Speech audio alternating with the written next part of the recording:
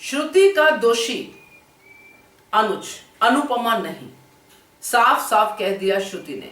नमस्कार दोस्तों, स्वागत है आपका आपके अपने चैनल हंग्री स्पिरिट्स में। हंग्री स्पिरिट्स देख रहे सारे दर्शकों का मैं अंजू शर्मा दिल से स्वागत करती हूँ।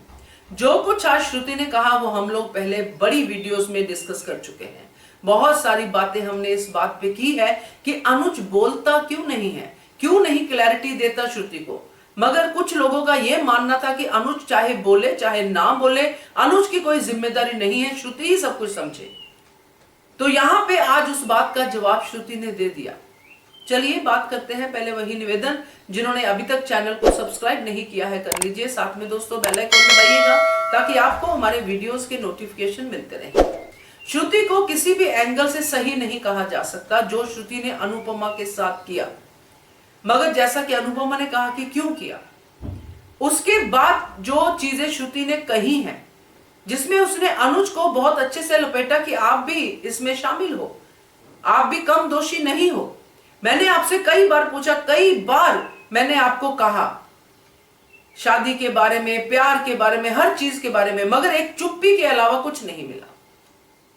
हमने भी इस बात का जो है ध्यान हमने देखा था, नोटिस किया था इस बात को, क्योंकि जब भी श्रुति कुछ कहती थी शादी कर लो तब भी अनुज कुछ नहीं कहता था, तब भी अनुज चुप्पी करके आगे निकल जाता था, ना कहता था ना ही हाँ कहता था, पर श्रुति को जाने भी नहीं दे रहा था। तो ये सब बातें जो श्रुति ने कही वो गलत नहीं थी। अगर अनुज दो टूक जवाब जैसे आज दिया है पहले दे देता कि मैं तुमसे प्यार नहीं कर सकता, इस शादी में मुझे घुटन होगी श्रुति, अगर तुम दोस्त हो तो समझोगी, तो शायद ये सिचुएशन आती ही नहीं।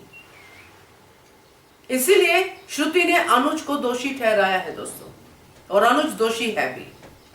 आज उसने खड़ाक से फैसला ले लिया, आज अनु के लिए सब कुछ करने को तैयार है।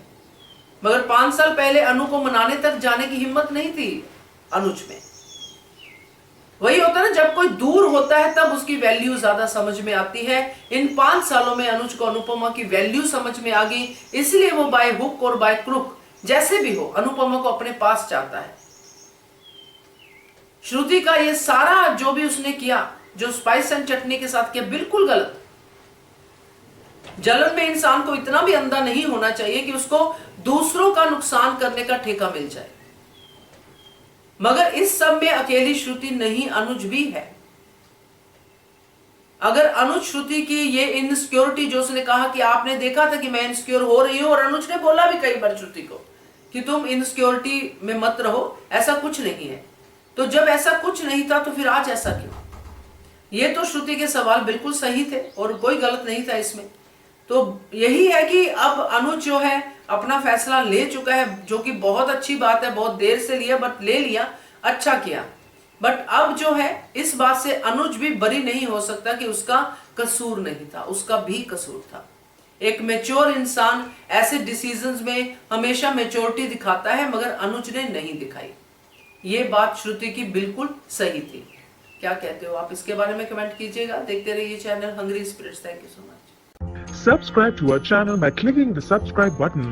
Click the bell button and enjoy the latest uploads from our channel.